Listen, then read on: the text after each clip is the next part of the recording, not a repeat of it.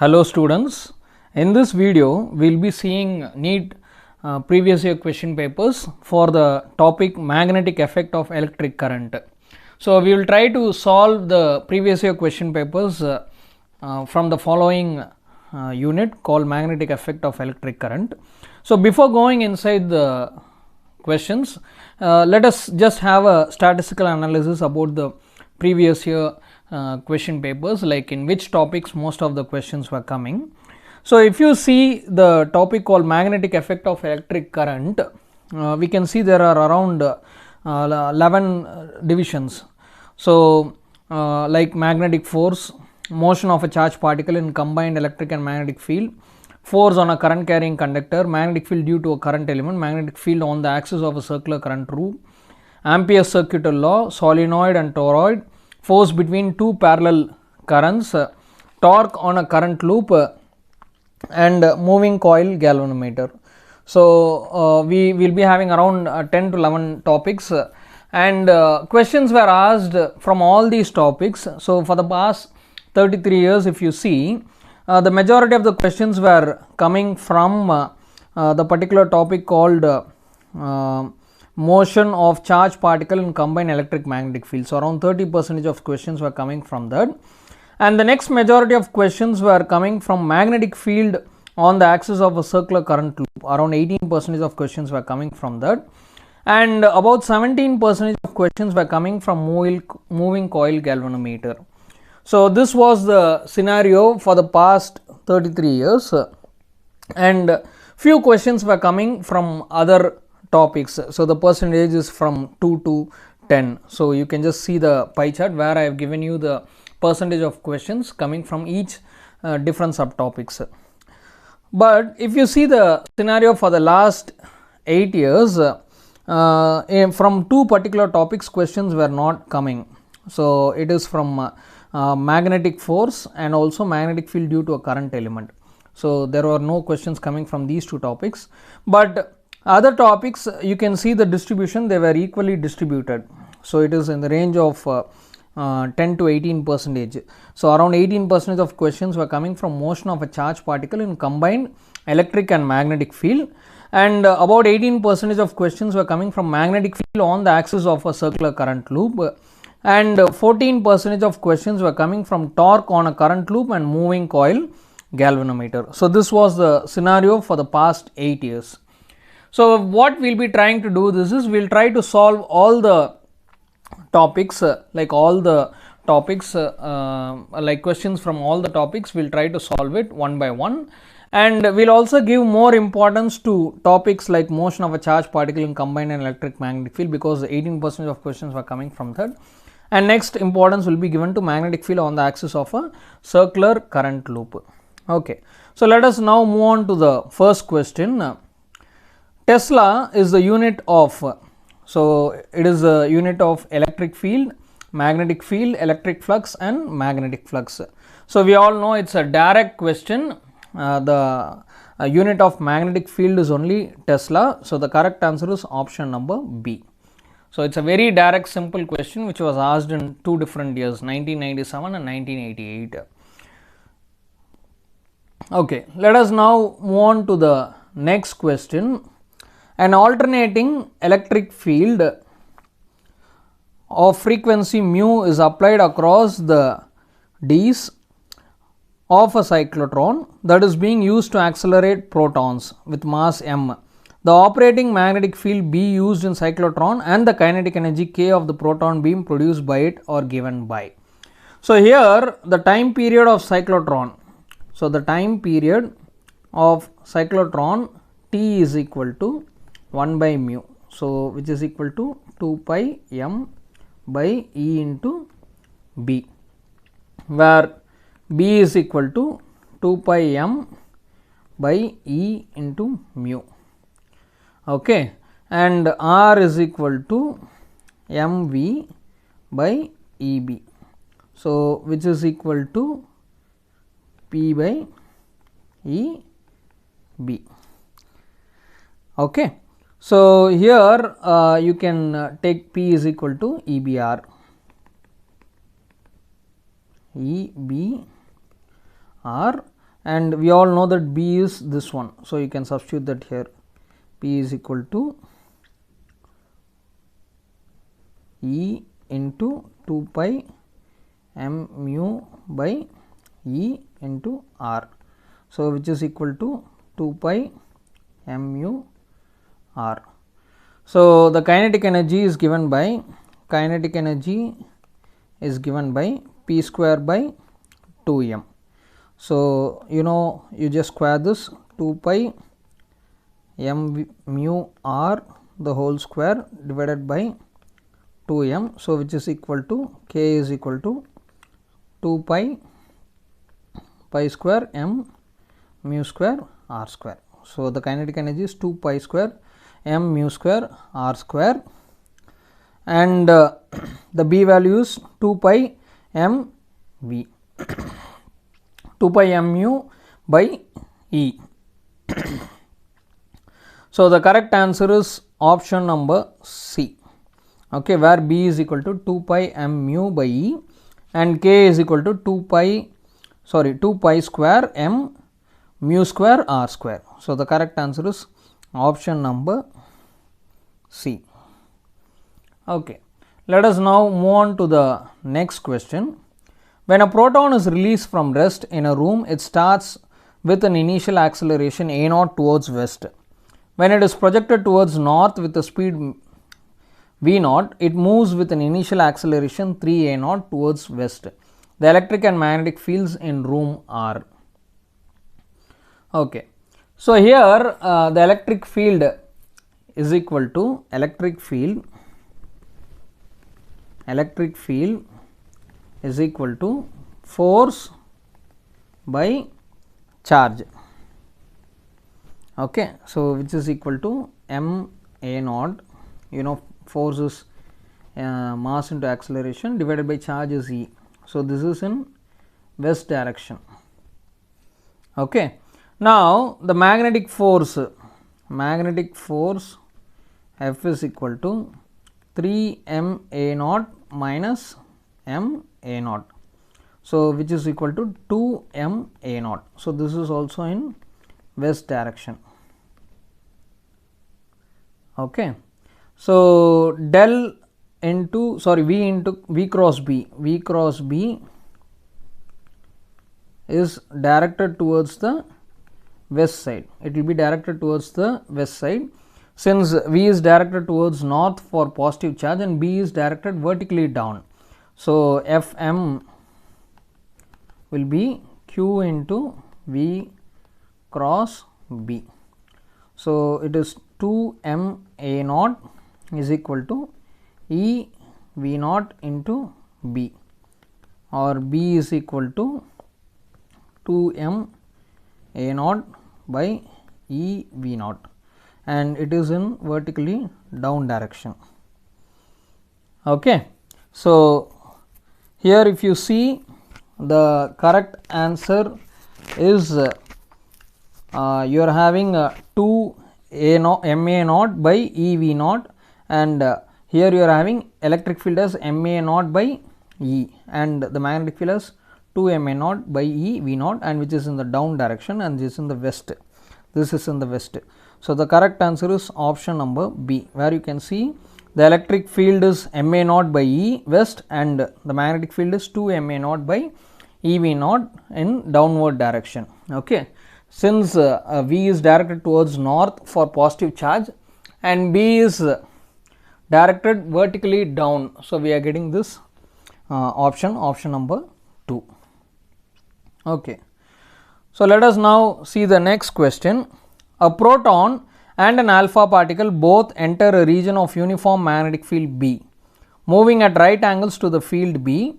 If the radius of circular orbits for both the particles is equal and the kinetic energy acquired by proton is 1 mega electron volt, the energy acquired by alpha particle will be.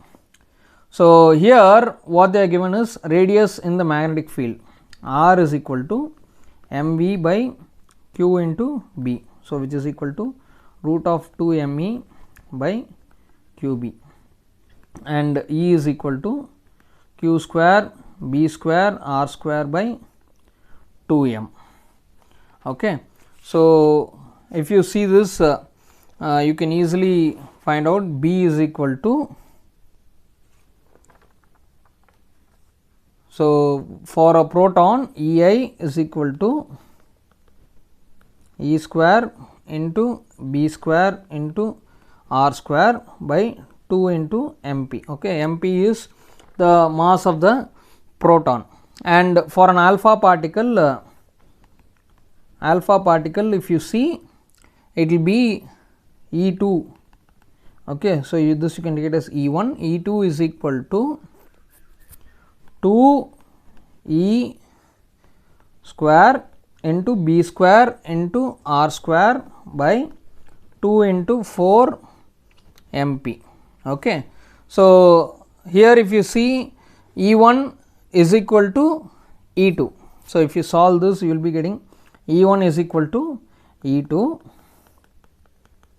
So, here they have given you the energy acquired by the proton is 1 mega electron volt. So, similarly, the energy acquired by the alpha particle will also be 1 mega electron volt. So, the correct answer is option number A.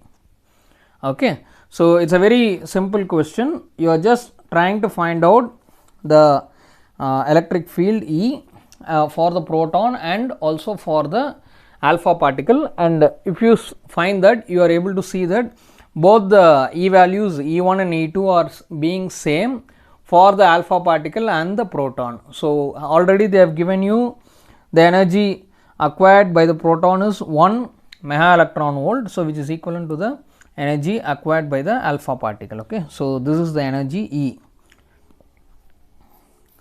So, let us now move on to the next question. An electron is moving in a circular path under the influence of a transverse magnetic field of 3.57 into 10 power minus 2 Tesla. If the value of E by m is 1.76 into 10 power 11 C by kg, the frequency of revolution of the electron is.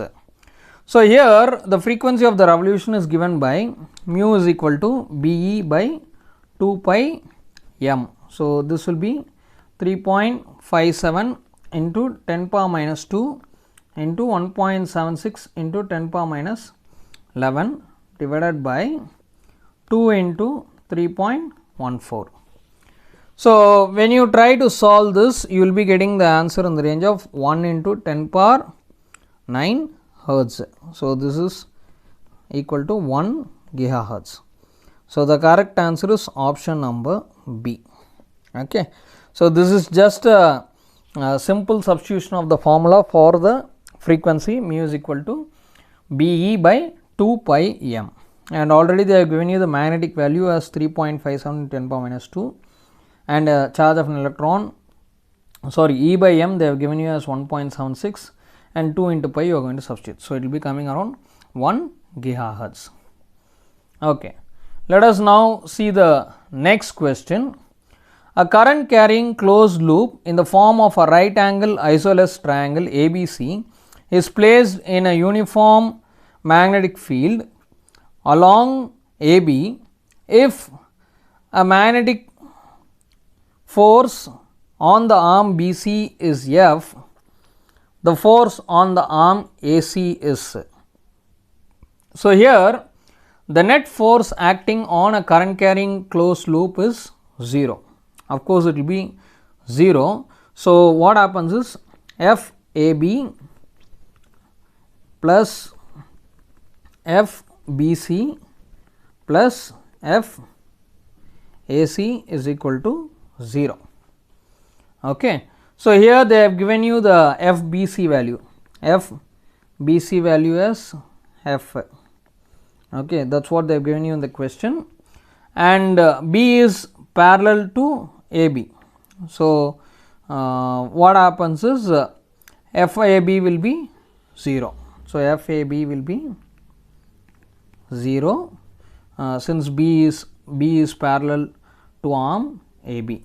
Okay. So, B is parallel to arm AB. So, FAB will become 0, and substituting it here over here, you will be getting it as F plus FAC is equal to 0 or FAC is equal to minus F, because this part is 0 and this part is F you are substituting. So, you will be getting the answer as F, the force on the arm AC is minus F. So, the correct answer is option number B. Okay. So, let us now move on to the next question. A metallic rod of mass per unit length 0.5 kg per meter is lying horizontally on a smooth inclined plane which makes an angle of 30 degrees with the horizontal. The rod is not allowed to slide down by flowing a current through it when a magnetic field of induction 0.25 Tesla is acting on it in the vertical direction. The current flowing in the rod to kept it stationary is, so they want us to find out the current flowing in the rod. So, the rod will be stationary if component of magnetic field balances the component of weight of the rod. So, if you just take the rod like a 3D image, if you see, you will be having it like this.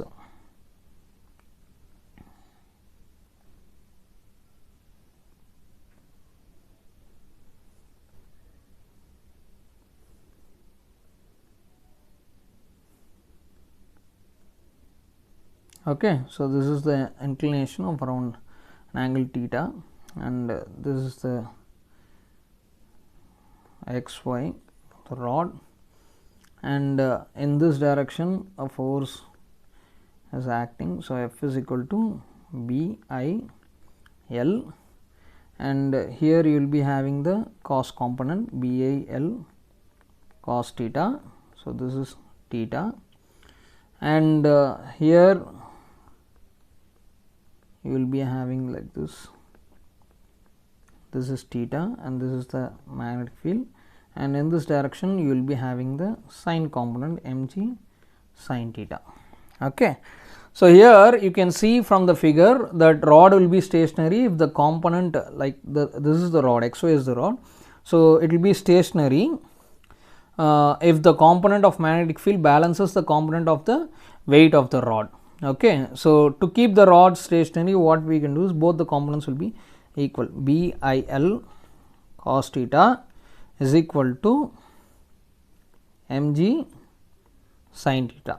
So, I will become mg tan theta by B into L. Okay. And we all know that lambda is equal to m by L.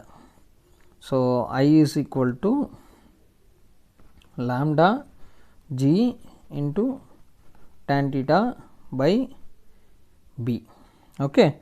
So, here you can see they have given you the, like we are taking lambda as the ratio of the mass per unit length. Okay. So, there is that is what they are given you in the question. We are just taking as a symbol called lambda.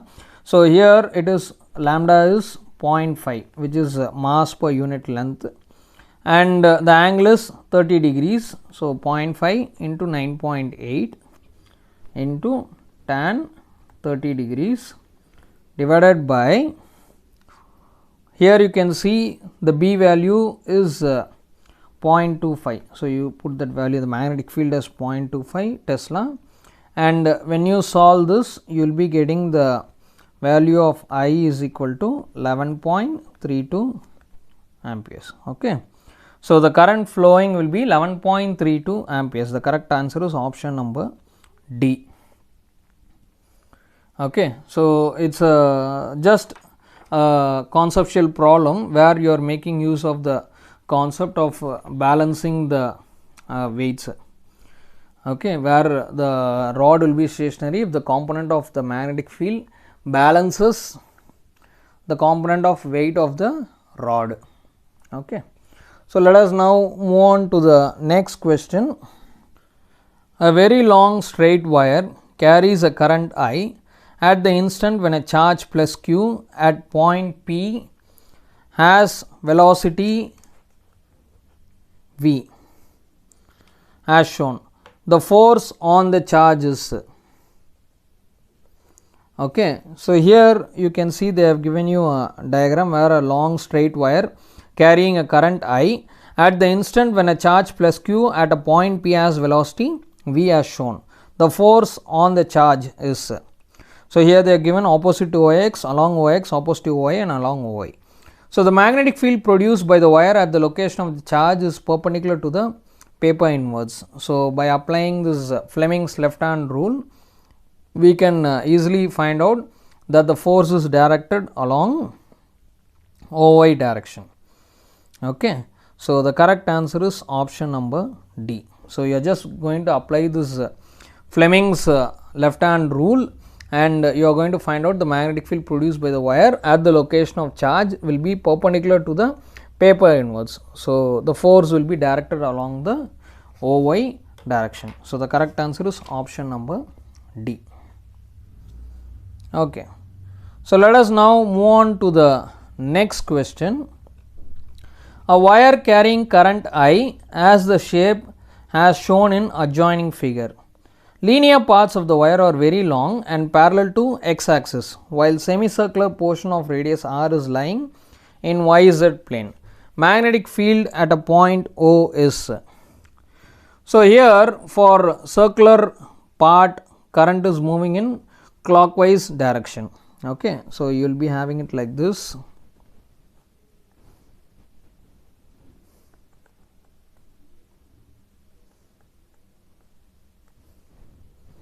Okay. So, this is 1 and this is 2, this is O and this is y and z direction. So, here you can see for a circular part current is moving in clockwise direction. So, B y z is equal to 1 by 2 mu naught I by 2 r into minus I.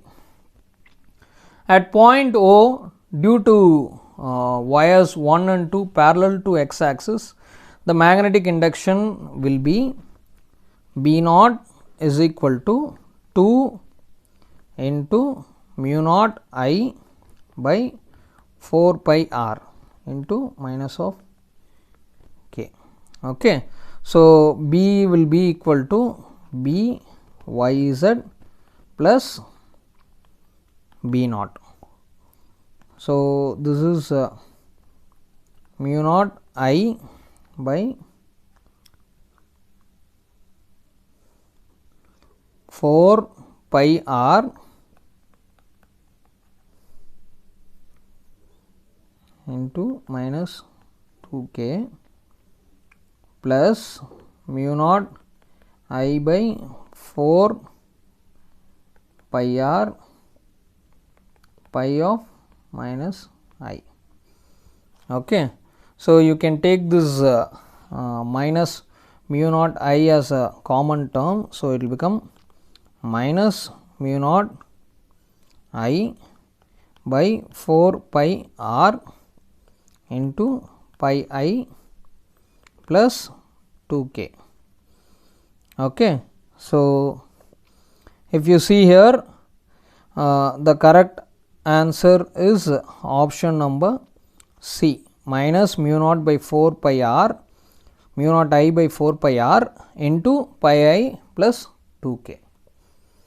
Okay. So, let us now move on to the next question. An electron moving in a circular orbit of radius r makes n rotations per second. The magnetic field produced at the center of the magnitude.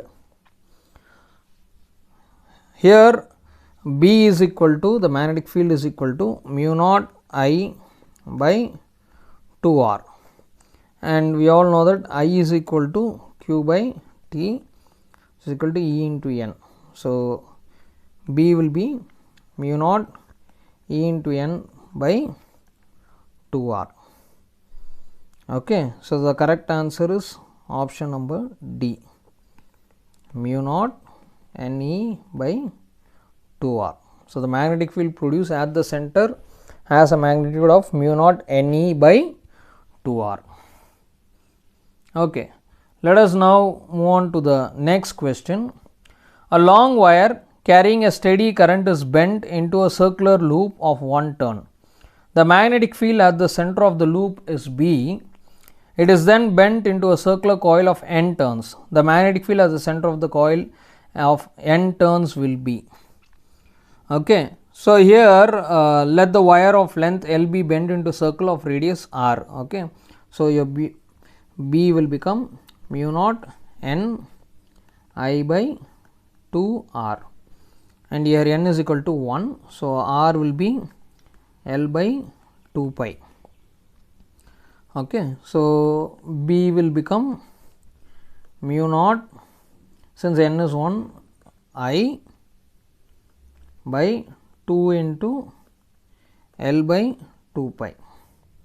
So, if you solve this, you will be getting the value of B is equal to mu naught pi I by L. Okay. When the same wire is bent into coil of n turns, now the radius will become R dash. So, this will become 2 pi n R dash is equal to L, or R dash is equal to L by 2 pi n. So, B dash will be mu naught n I by 2 R dash. So, this will become mu naught n I divided by 2 into L by 2 pi n. Okay. So, when you solve this, you will be getting mu naught pi I by L into n square, and we know this is what, this is equal to B. So, B dash will be equal to B into n square, or B dash equal to n square B. Okay. So, the correct answer is option number C. The magnetic field at the center of the coil of n turns will be n square B. Okay. Let us move on to the next question. A straight conductor carrying current I splits into two parts as shown in the figure. The radius of the circular loop is R. The total magnetic field at the center P of the loop is. So, here for distribution of current between any 2 points on the circumference of the loop, the magnetic field at the center of the loop will be 0. Okay. So, the correct answer is option number B. It is a very simple concept where the distribution of current between any 2 points on the circumference of the loop, in that case the magnetic field at the center of the loop will be 0. So, the total magnetic field at the center of the loop will be 0. So, the correct answer is option number B. Okay. Let us now move on to the next question. A long straight wire of radius A carries a steady current I. The current is uniformly distributed over its cross section. The ratio of the magnetic fields B and B dash at radial distances A by 2 and 2A respectively from the axis of the wire is 1, 4, 1 by 4 and 1 by 2. Okay. So, here you can draw the diagram for the wire where you are having a straight wire like this of a radius A. Okay. So, the radius is A and you will be having a magnetic field in its perpendicular direction. So, this is B and this is 2A, and you are having a small magnetic field which is A by 2. Okay. So, it will be in this direction. So, they are asking us to find out the ratio of the magnetic fields B and B dash at radial distances A by 2 and 2A. So, A by 2 means the small one and the 2A is the larger one. So, we are going to make use of this Ampere Circuital law. So, for the inside loop, what happens is B is equal to mu naught R dash I by 2 pi R square. So, this will become mu naught I. Here R dash is A by 2, that is what they have given you, into 2 pi r is a square. Okay. So, if you solve this, you will be getting the B value as mu naught I by 4 pi a. Okay. So, this is for the inside loop, which is inside, which is having a radial distance of a by 2. Now, we are going to calculate it for the outside loop. So, for the outside loop, again you will be having B dash into 2 pi r dash is equal to mu naught I, or if you solve this, B dash equal to mu naught I by 4 pi a.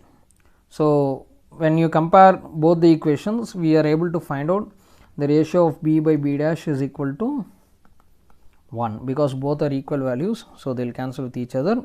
So, the ratio of the magnetic fields B and B dash at two different radial distances, a by 2 and a is 1. So, this signifies that both the magnetic fields at the two different radial distances equal. Okay. So, the next question is, a cylindrical conductor of radius r is carrying a constant current. The plot of the magnitude of the magnetic field B with the distance d from the center of the conductor is correctly represented in the figure. So, here the magnetic fields due to a long straight wire of radius r carrying current I at a point at a distance d from the center of the wire is given by B is equal to mu naught Id by 2 pi r square. B is equal to mu naught I by 2 pi r, and B is equal to mu naught I by 2 pi d. So, this is for d less than r, d equal to r and d greater than r. So, the variation of the magnetic field with distance d from the center of the wire is shown in the figure. So, you can draw a graph like this, and you can see it increases and it exponentially decreases.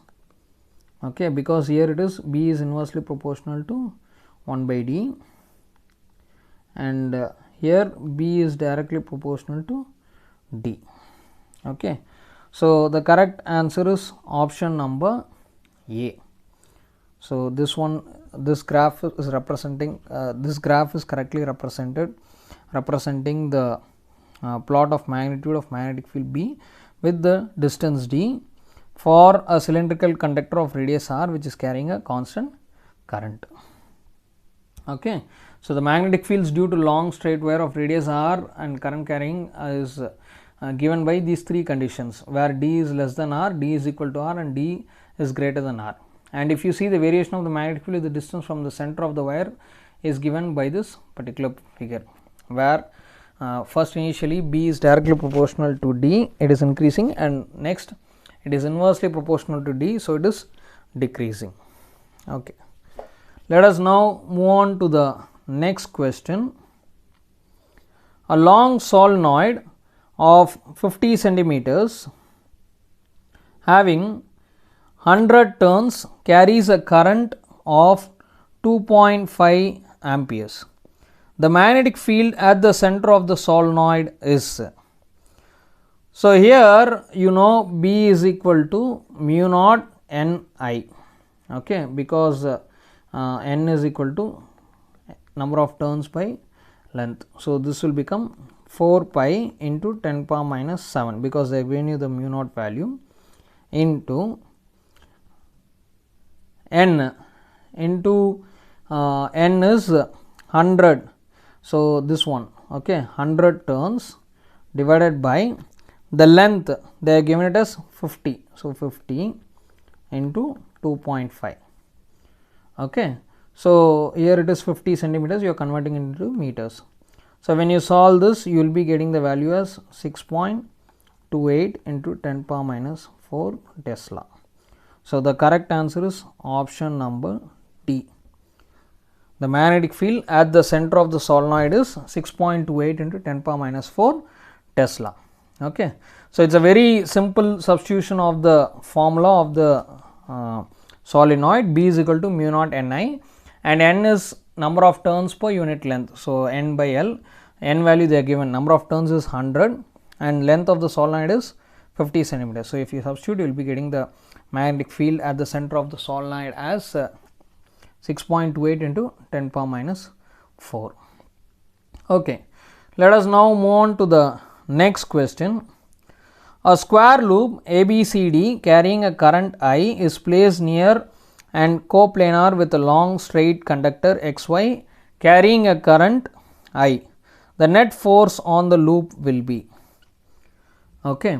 So, here for the sides AD and BC, force acting on them is equal and opposite. So, hence the net force will be 0. So, F net will be FBA minus FCD. So, this is for the sides AD and BC, and here FBA is given by mu naught by 4 pi into 2 I IL by L by 2. Similarly, FCD is equal to mu naught by 4 pi into 2 IL by 3 L by 2. So, if you just subtract these two, F net will be mu naught IL divided by 2 pi into 1 by L by 2 minus 1 by 3 L by 2. So, if you just solve this, you will be getting it as 2 mu naught II by 3 pi. Okay. So, the correct answer is option number C, 2 mu naught II by 3 pi. Okay. Let us now move on to the next question. An arrangement of 3 parallel straight wires placed perpendicular to plane of paper carrying same current I along the same direction is shown in figure. Magnitude of force per unit length on the middle of the wire B is given by. Okay. So, the net force on the wire B is given by root of FA square plus FC square. Okay.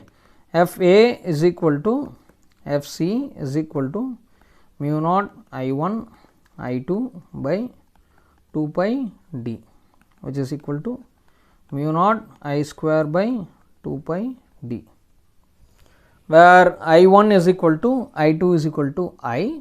So, the net F net force is given by root of 2 into mu naught I square by 2 pi d the whole square. So, you will be getting it as mu naught I square by root of 2 pi d. So, the correct answer is option number D, mu naught I square by root 2 pi d. So, that is the net force acting on it. Okay. Let us now move on to the next question. A square loop carrying a steady current I is placed in a horizontal plane near a long straight conductor carrying a steady current I1 at a distance d from the conductor as shown in the figure. So, you are having a square loop here and it is carrying a current I, okay, which is at a distance over d from here, and so you are having a force F1 acting in this direction and F2 in this direction, and you are having a long straight conductor carrying a current I1 over here. Okay. So, when the direction of the current flowing through the two parallel conductors is same, the net force between them will be always attractive. Okay, so a net attractive force will be there towards the conductor. So the correct answer is option number A. Okay, so since because the direction of current flow through the two parallel conductors is same, the force between them will be always attractive. So the correct answer is option number A, a net attractive force towards the conductor. The loop will experience a net attractive force towards the conductor. Okay, let us now move on to the next question. A rectangular coil of length 0.12 meter and width 0.1 meter having 50 turns of wire is suspended vertically in a uniform magnetic field of strength 0.2 Weber per meter square.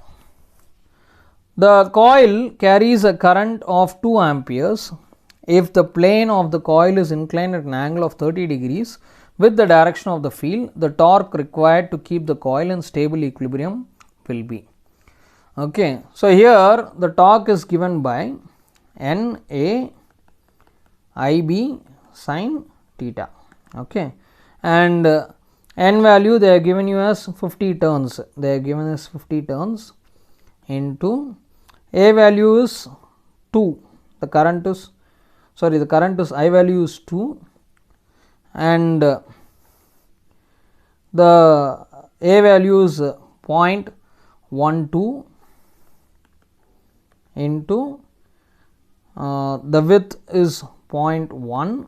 Okay, so that is the length and width which is given as 0.12 into 0.1 into the magnetic field is 0.2. So into 0.2 into sin 60 degrees.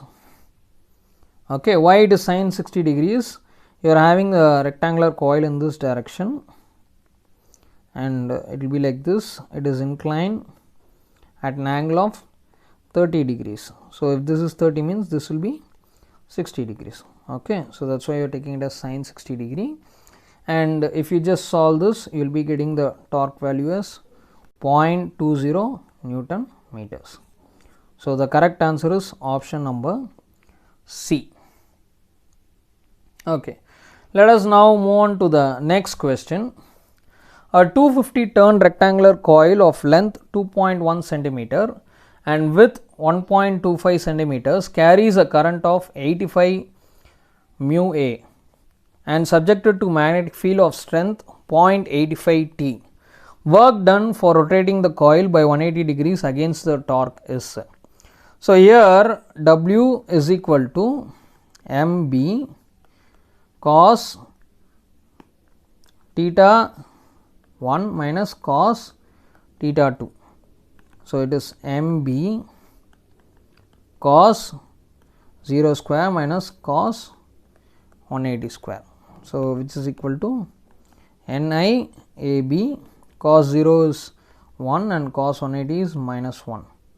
So if you solve this N value, they have given it as 250 into 85, because the current is 85 microamperes. So 85 into 10 power minus 6 into the length into width, area is 2.1 into 10 power minus 2, you are converting it to meters, into 1.25 into 10 power minus 2 into magnetic field is how much, 0.85 Tesla into 2.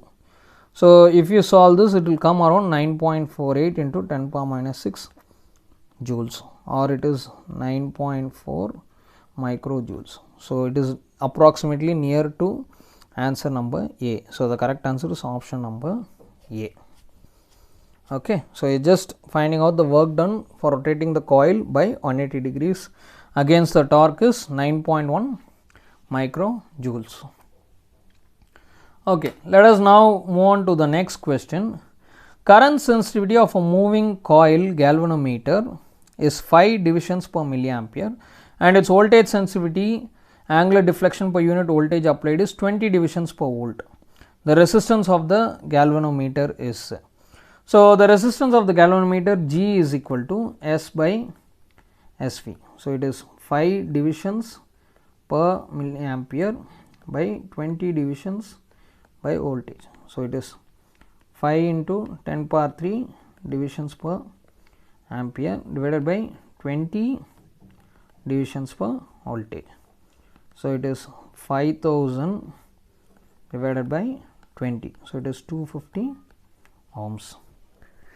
Okay. So, the resistance is 250 ohms. Correct answer is option number C.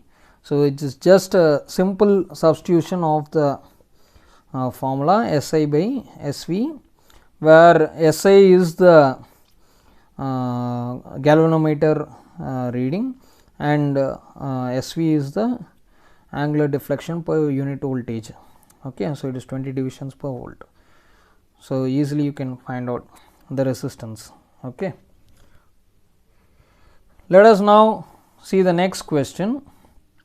In the circuit shown below, the readings of the voltmeters and ammeters will be.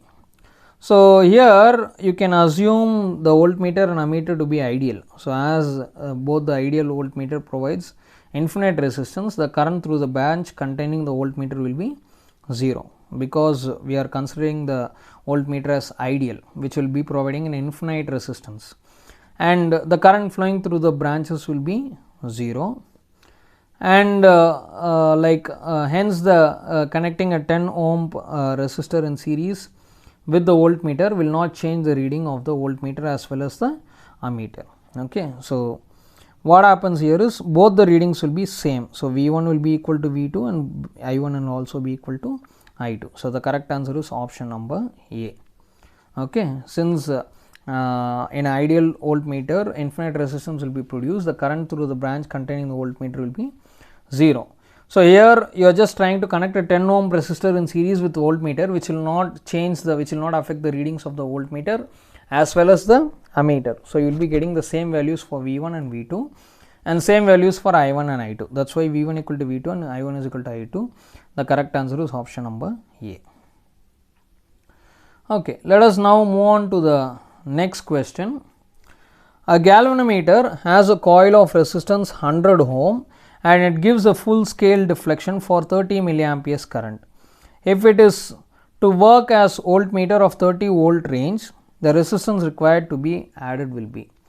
So, it is a very simple question where you are going to use the formula R is equal to V by Ig minus G. So, it is 30 divided by 30 into 10 power minus 3 minus 100.